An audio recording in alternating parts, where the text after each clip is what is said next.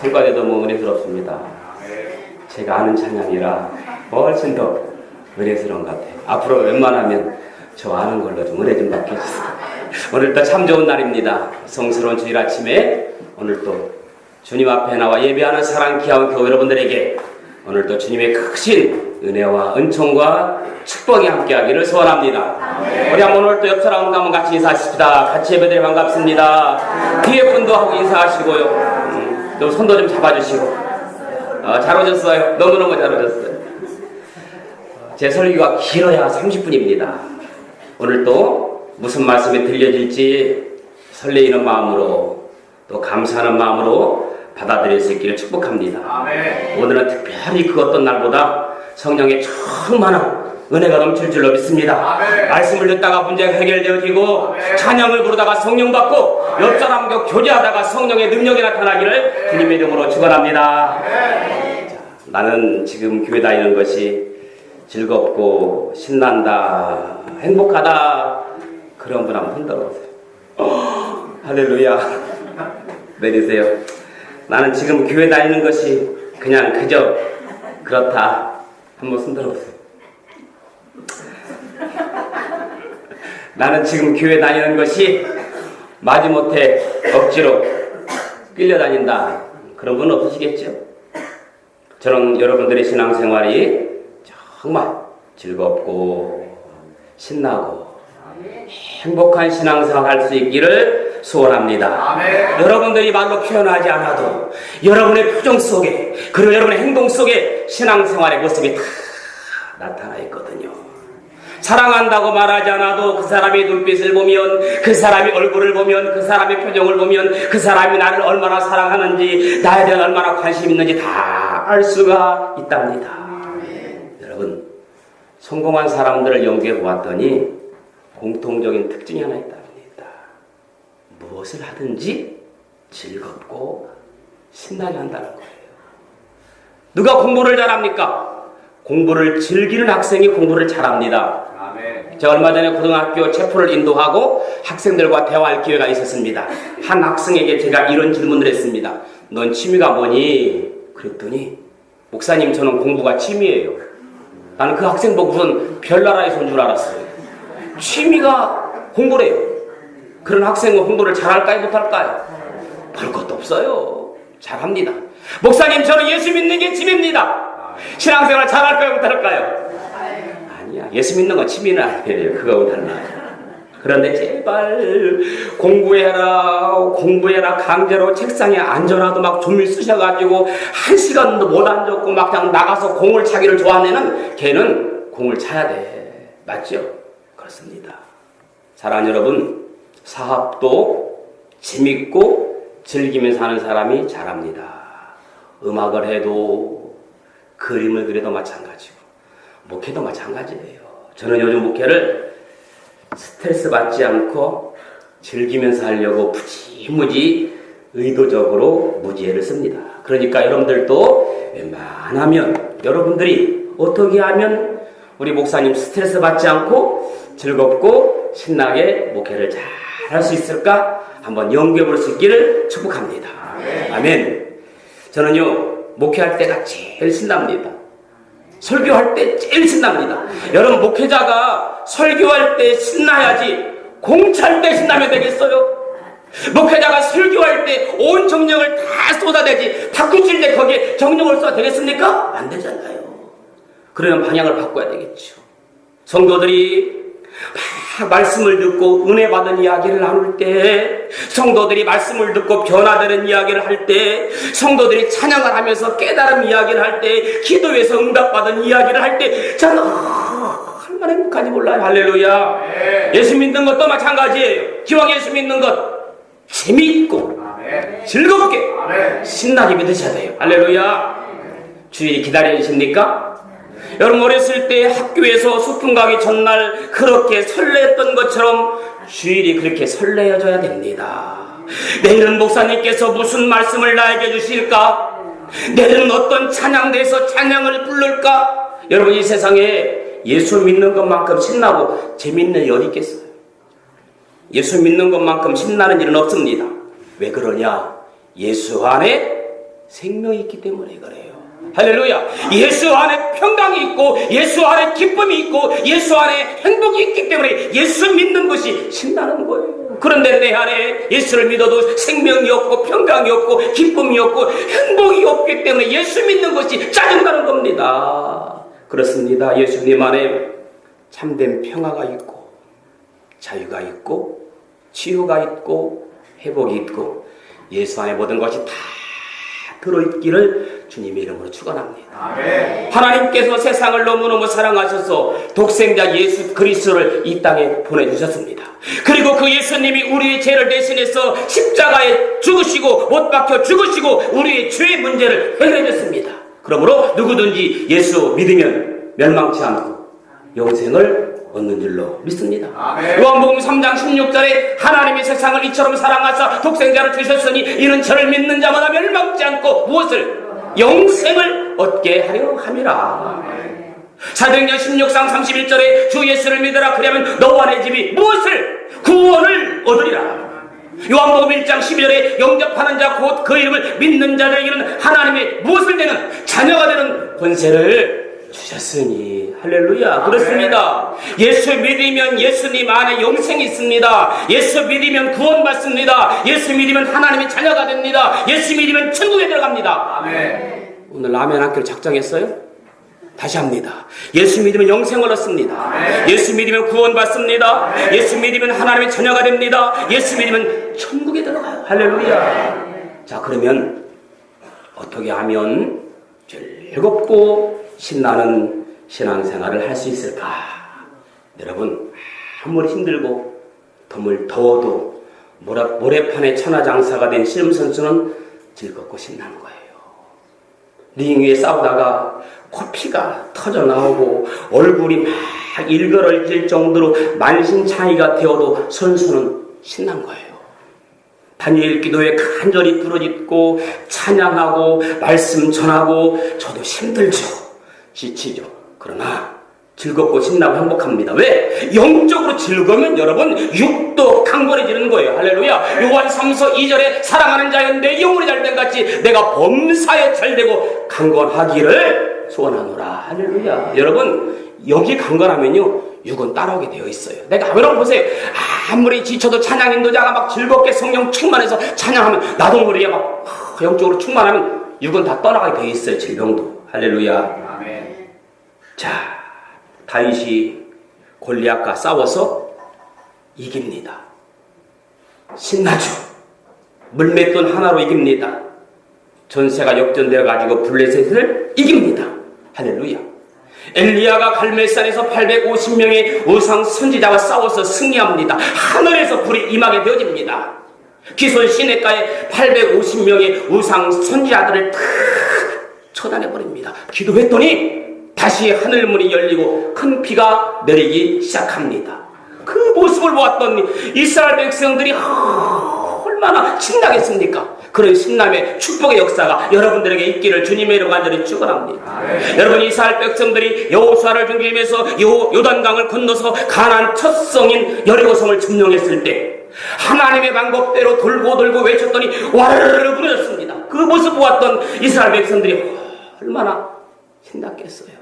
예수 안에 신남이 있는 줄로 믿습니다. 아멘. 자, 베드로가 예수님 바라보고 바다 위를 건너갑니다. 얼마나 신났겠어요. 정말로 꿈인가 상신인가 싶었을 겁니다. 그런 베드로 마음속에 두려움이 생기니까 무서운 마음이 생기니까 물에 빠져버리잖아요. 얼마나 실망하고 낙심했겠어요.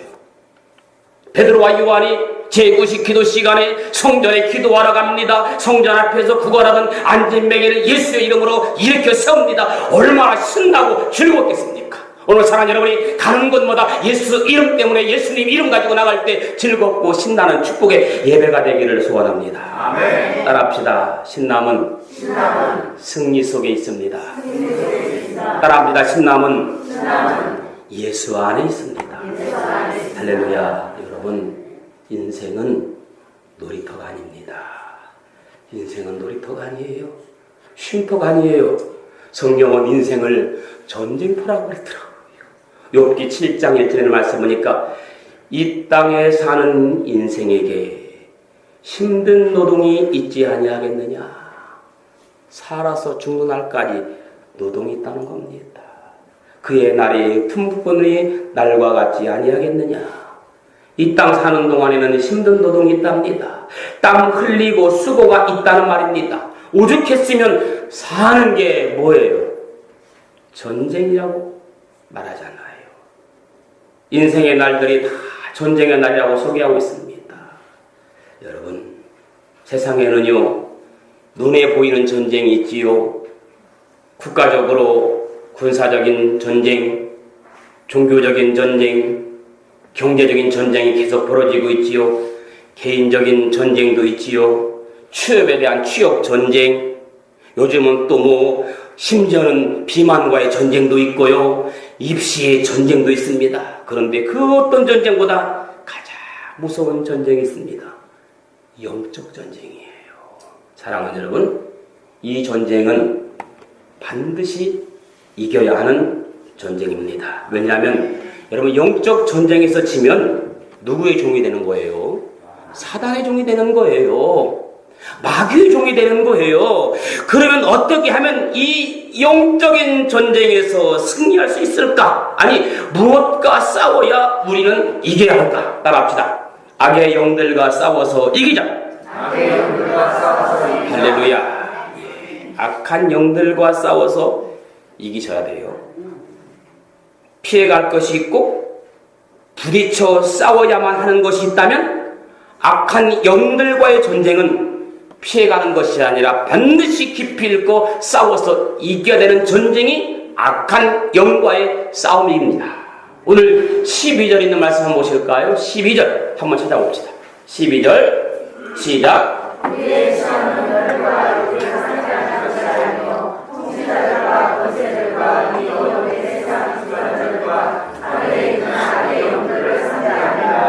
악한 영들을 상대함이라. 자, 우리의 싸움의 상대는 사람이 아니랍니다.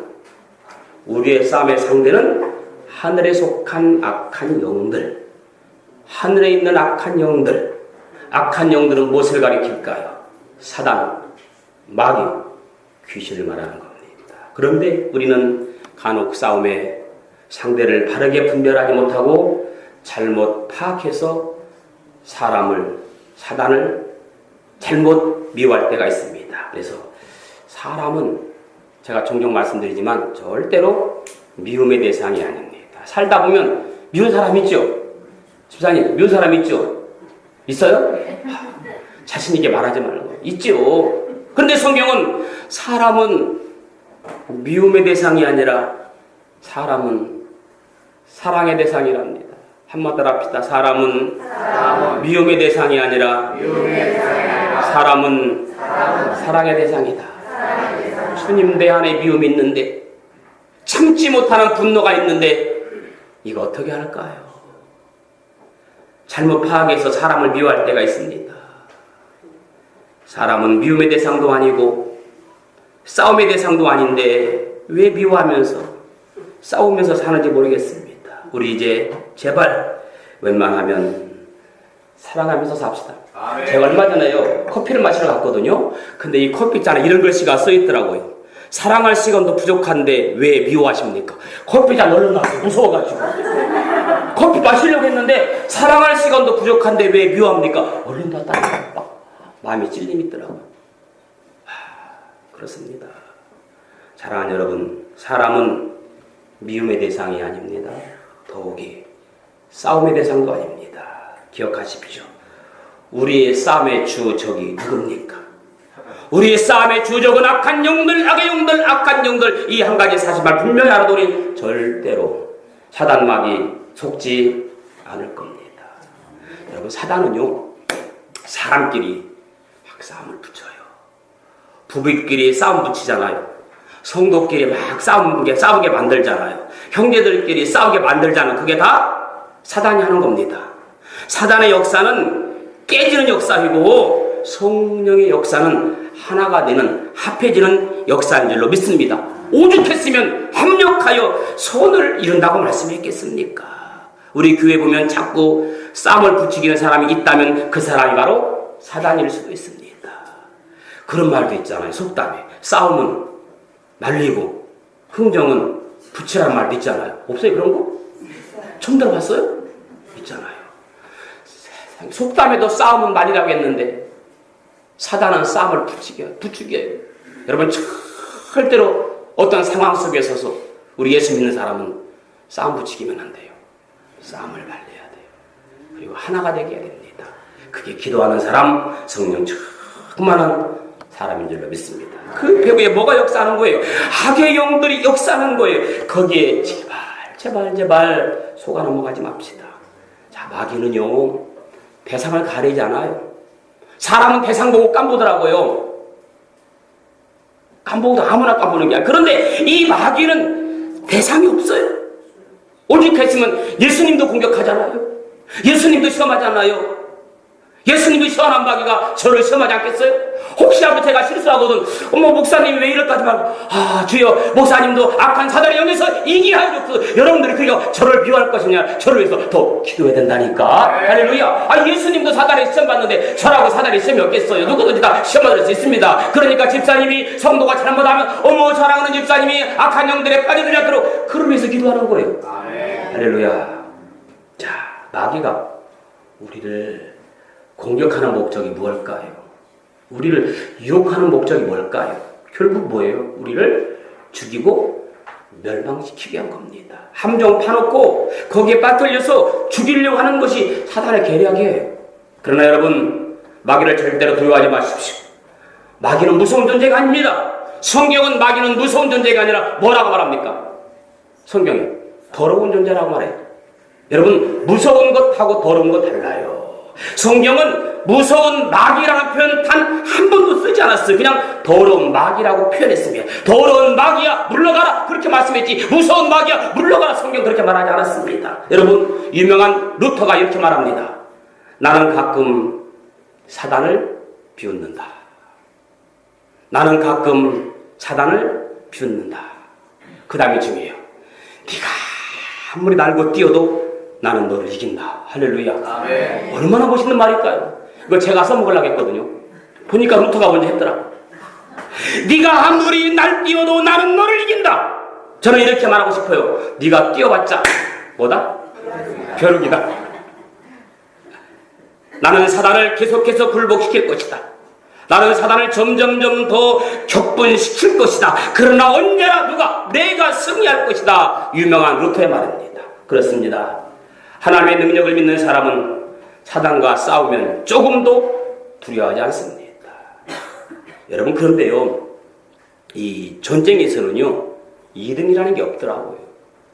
전쟁에서는요 탈비라는 게 없어요. 전쟁에서는요 아량도 없습니다. 무조건 이겨야 되는 거예요. 맞지요? 진자는 이긴 자의 종이 되어지기 때문입니다. 마찬가지입니다.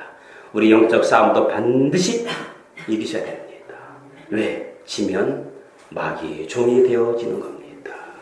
마귀의 종이 되어지니까 우리는 무조건 영적 싸움에서 승리해서 악한 영들을 다스리며 살 수 있기를 예수님의 이름으로 축원합니다. 아멘. 두 번째는요 죄와 싸워서 이겨야 돼요. 한번 따라합시다. 죄와 싸워 이기자. 자, 첫 번째는 뭐와 싸워서 이겨라? 악한 영들과 싸워서 이겨라. 두 번째는 죄와 싸워서 이겨라. 여러분 요건요 흥정이나 타협이 있을 수 없습니다. 무조건 싸워야 되고 무조건 이겨야 됩니다. 히브리서 12장 4절 너희가 죄와 싸우되 뭐와 싸우되? 죄와 싸우되 피 흘리기까지 싸우라 했어요. 할렐루야.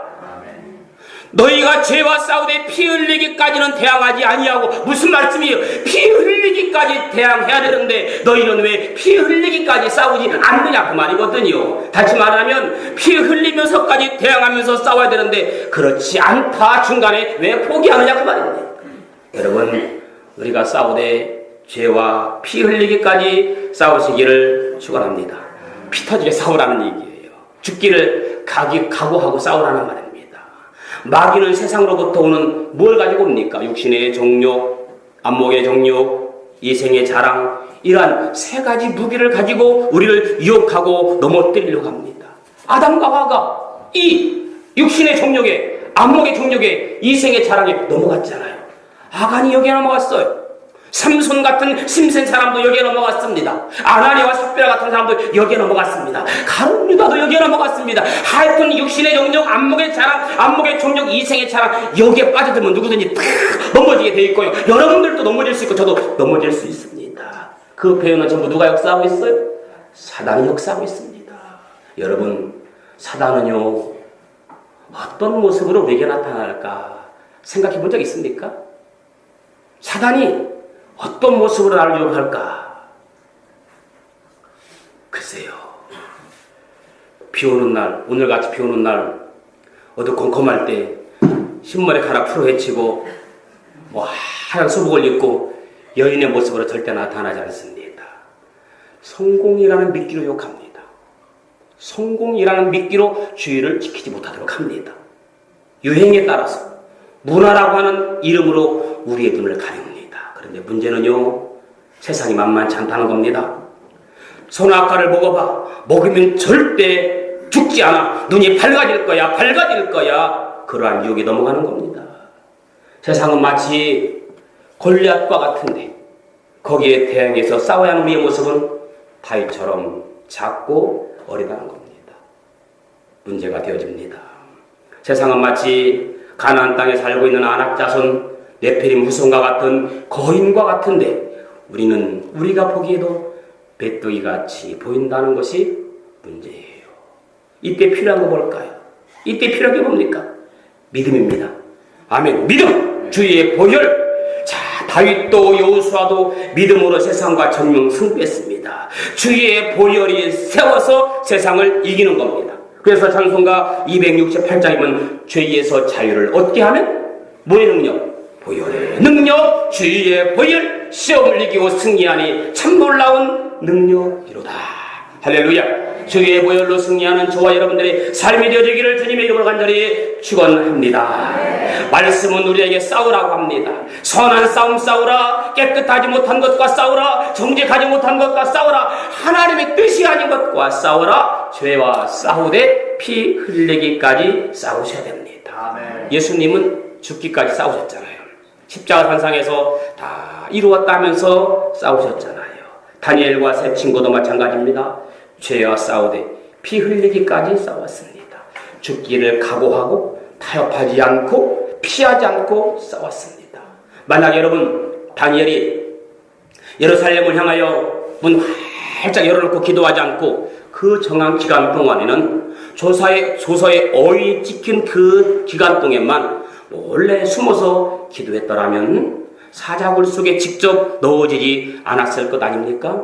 그러나 만약 그렇게 했다고 한다면 다니엘을 해하려고 했던 전쟁이 계속되지 않았겠습니까? 결국 그들의 티켓은 다니엘이었기 때문입니다. 그것까지도 안 되면 또 다른 방법을 사용해서 계속해서 다니엘을 죽이려고 했을 겁니다. 그러면 전쟁은 계속될 겁니다. 그런데 여러분, 죽기를 각오했더니 하나님이 도와주시는 거예요. 천사를 사자굴에 미리 보내어가지고 사자입을 봉해놓으셨습니다. 할렐루야. 다니엘이 사자굴에 던져졌지만 몸 하나 상치 않게 만들어 주었습니다. 그래서 오히려 살아계신 하나님이 바벨론 뒤에서 더욱더 높임과 찬송을 받으시게 만들어 주신 줄로 믿습니다. 아멘. 자, 우리가 살고 있는 세상도 우리가 말씀대로 살려고 하면 피를 흘릴 수 있습니다. 우리가 말씀대로 살려고 하면 가난해질 수도 있고요, 손해볼 수도 있고요, 누명 쓸 수도 있고요, 잠시 실패를 경험할 수도 있습니다. 그러나 그것이 무서워서 적당히 세상과 타협하기 시작하게 되어지면, 죄와 타협하게 되어지면 결국 망하고 죽음밖에 없습니다. 그러므로 다니엘과 세 친구처럼 피 흘리기까지, 피 흘리는 한이 있어도 잠시 우리에게 어려움이 찾아온다 할지라도 죄와 싸우십시오. 그리고 반드시 이기십시오. 죄와 피 흘리기까지 싸워서 반드시 이기기를 예수님의 이름으로 축원합니다. 네. 조금만 참으세요. 마지막 세 번째예요. 자신과 싸워 이기자. 시작. 자신과 싸워 이기자. 말씀 듣는 것도 끝까지 듣는 것도요, 자신과 싸움이거든요. 자신과의 싸움이에요. 세상에서 가장 힘든 싸움은 사실 자신과의 싸움이에요. 자신과의 싸움. 여러분, 야누스에 보면 두 가지 얼굴이 있는 것처럼 우리 안에는 두 가지 모습이 있답니다. 오래전에 제가 지킬 박사와 하이드 이야기 해줬잖아요. 지킬 박사. 그 지킬 박사는요, 인간의 마음이 두 마음이 공존한다. 선구하기 공존한다. 라고 했습니다. 그래서 자기 자신을 실험 도구로 삼잖아요. 자기 속에 악을 분리시켜둬야 되지면 굉장히 자유스러워질 것이라고 생각해서 실험에 착수하게 되어지죠. 그리고 자기 안에 있는 악의 본능인 하이드를 끄집어내는데 성공하게 되어지죠. 그런데 이 악이 제거된 것이 아니라 두 모습으로 살게 되어지더래요. 낮에는 지킬 박사로 그렇게 선한 삶을 살게 되는데 밤만 되면 하이드가 되어가지고 아주 흉측한 몰골을 가지고 아무런 죄책감도 느끼지 못하면서 끔찍한 범죄를 저지르게 다니게 되어져요. 그래서 낮과 밤이 정반대의 삶을 살게 된다는 지킬 박사와 하이드 이야기 잘 알잖아요. 인간의 양명성을 보여주는 작품입니다. 로마서 7장에 보면요, 우리 안에 두 마음이 있다고 말해요. 우리 안에 두 마음이 있다. 선을 행하고자 하는 마음이 있고 악을 행하고자 하는 마음이 있다. 우리 속의 영은 선을 행하고 싶은데 우리 육신은 악을 행하고 싶어한다, 그 말입니다. 그래서 이 두 마음이 우리 안에서 항상 대립해서 싸우고 있다. 그래서 인간은 늘 전쟁이 일어나는 거예요. 그래서 갈라디아서 5장 17절에 육체의 소욕은 성령을 거스리고 성령은 육체를 거스리나니 이들이 서로 대적함으로 너희가 원하는 것을 하지 못하게 함이니라. 그렇습니다. 우리 안에서 성령의 소욕과 육체의 소욕이 서로 대립해서 싸우고 있습니다. 서로 거스르기 때문에 그렇습니다. 그래서 우리 안에 늘 전쟁이 일어나는 거예요. 로마서 8장 6절에 보면 육신의 생각은 사망이고 하나님과 원수가 되는 것이고 하나님의 업에 굴복하지 아니할 뿐이라 말씀하고 있습니다. 로마서 8장 8절 육신에 있는 자들은 하나님을 기쁘시게 할 수 없다. 육체의 일이 무엇이든지 구체적으로 소개해주고 있습니다. 그렇습니다. 육의 생각은 사망이고 하나님의 생각이 성령의 생각이라고 말씀하고 있습니다. 말씀을 정리할게요. 그래서 사도 바울도 늘 마음속에서 전쟁이 매일 일어나고 있습니다. 오라 나는 곤고한 사람이로다. 이 사망의 몸에서 누가 나를 건져내랴. 두 마음속에서 육체의 소욕을 누르고 성령의 소욕을 따서 정말 하나님이 기뻐하시는 뜻대로 순종하며 살아갈 수 있기를 주님의 이름으로 간절히 축원합니다. 로마서 8장 13절 결론입니다. 너희가 육신대로 살면 반드시 죽을 것이로되 영으로서 몸의 행실을 죽이면 살리라. 아멘. 기도합니다. 육신대로 살면 반드시 죽을 것이로되 영으로서 몸의 행실을 죽이면 살리라. 우리가 육의 사람이 아니라 영의 사람. 그래서 우리의 신앙생활이 즐겁고 신나고 행복한 신앙생활 될 수 있도록 축복하여 주옵소서. 예수님의 이름으로 기도합니다. 아멘.